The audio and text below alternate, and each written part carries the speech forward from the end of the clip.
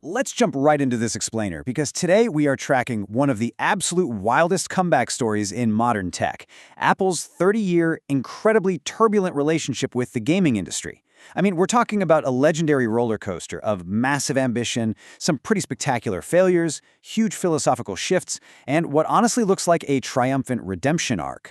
Which brings us to the big question we really need to answer today. Why on earth did it take Apple 30 whole years to actually take gaming seriously? Think about it. Look at Apple today. They make some of the absolute most powerful, insanely efficient consumer hardware on the planet. But historically, they had this massive, glaring blind spot when it came to core gaming. So to understand how they finally fixed that, we got to roll the clock back and look at where they started. Part 1. The Apple Pippin Disaster. 1996's confusing multimedia flop. Okay, let's dive right into this. To really get a handle on this blind spot, we have to rewind all the way to 1996. Apple really wanted a piece of your living room, so they teamed up with the Japanese toy and electronics giant Bandai to build a TV console. They called it the Pippin. Basically, it was a Macintosh crammed into a box for your TV. But the reality was pretty grim. Out of roughly 100,000 units produced worldwide, they managed to sell just 42,000. Yep, 42,000. In the fast-paced world of consumer tech, that is an absolute commercial disaster. It literally goes down as one of the biggest faceplants in console history. So why did it flop so hard? Well, for starters, the price tag was a staggering $599 in the US. Keep in mind, this was back when the Sony PlayStation was flying off the shelves for just $299.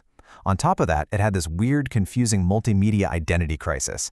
It was trying to be your internet browser, an educational tool, and a game console all at the exact same time, which just totally baffled people. And under the hood, it was basically just a standard computer. It totally lacked the specialized custom 3D graphics chips that made the PlayStation and Nintendo 64 so awesome. Because of all this, game developers completely steered clear, leaving the Pippin with a painfully limited game library. Part 2. When Jobs hated games. The iPhone era apathy. So let's fast forward a bit and see how this sets up the next era. It's the late 2000s, the iPhone launches, and almost totally by accident, Apple turns into an absolute juggernaut in mobile gaming. But here's the crazy part. Even though they were raking in millions from these mobile games, Apple's leadership was famously, stubbornly apathetic toward traditional core gaming. Back in 2008, John Carmack, the legendary technical director over at id Software, just straight up said, "The truth is Steve Jobs doesn't care about games." Carmack explained that Jobs completely understood music, iTunes, media, the whole shebang, but he just wasn't a gamer himself. And you know, it's incredibly hard to rally a massive company behind something the CEO just doesn't buy into. That quote perfectly captures the massive friction Apple always had with the core gaming community. Part 3. The Apple Arcade Pivot, stealthily conquering the casual market. But, leadership changes and strategies shift.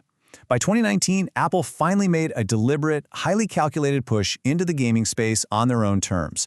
Enter Apple Arcade. And the brilliance of this really comes down to how Arcade was positioned against the rest of the industry. Just look at the contrast. Over in the standard free-to-play mobile market of that era, it was a mess. Games were infested with ads, heavily reliant on expensive microtransactions, and honestly, a total nightmare for parents. But Apple Arcade, it brought this slick, Netflix-style premium subscription. For just a flat monthly fee, players got a heavily curated, super family-friendly library with zero ads and, crucially, zero in-app purchases. It meant you could hand your iPad to your kid to play hits like Hello Kitty Island Adventure or What the Car and never have to worry about them accidentally racking up a $100 credit card charge. It was a brilliant, stealthy way to just completely conquer the casual market. Part 4. The Mac Gaming Revolution, Erasing the Bottleneck. But here's the thing. Conquering the casual market wasn't going to be enough for full redemption. Apple still needed to win over those hardcore AAA gamers playing on big, beefy PC rigs. So what's their secret weapon to finally erase the technical bottlenecks that have held them back for literally decades? The Game Porting Toolkit, or GPTK. Basically, this is a developer software layer that translates Windows DirectX graphics commands into Apple's native Metal API, and it does it in real time. Think of it like a universal translator. It's essentially Rosetta 2, but for complex video games. This wizardry allows resource-heavy Windows-exclusive games to run directly on Apple hardware without developers having to painfully rewrite the entire game from scratch. Let's actually look at what this means in practice, because the numbers here tell an absolutely incredible story. When testing the massive hit Grand Theft Auto 5 on an M4 Pro MacBook Pro, the older version of the toolkit, GPTK3, hit a very solid 106 frames per second. But check this out. With just a software update to the GPTK4 beta, that frame rate skyrocketed to a mind-blowing 176 frames per second. Guys, that is a massive 66% performance leap. And keep in mind, they didn't go out and buy a new, faster computer for this test. This boost happened purely because Apple got that much better at translating the game's code on the fly. Which brings us to this absolutely vital takeaway. The hardware is no longer the limiting factor.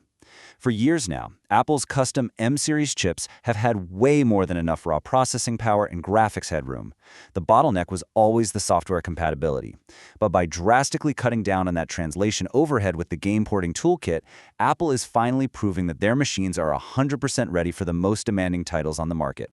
So let's take a step back and look at this epic 30-year journey as a whole.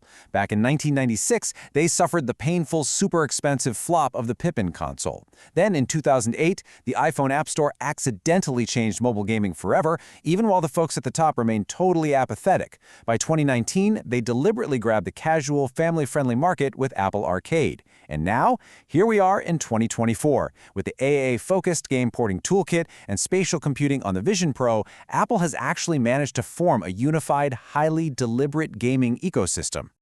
Look, Apple has spent 3 decades learning from its mistakes. They've built the incredibly powerful hardware. They've engineered the sophisticated software translation tools. The entire foundation for a gaming empire is completely laid out. But I want to leave you with this final, provocative thought. Will developers finally embrace the Mac? The bridge has been built, but now we wait to see if the gaming industry will actually cross it.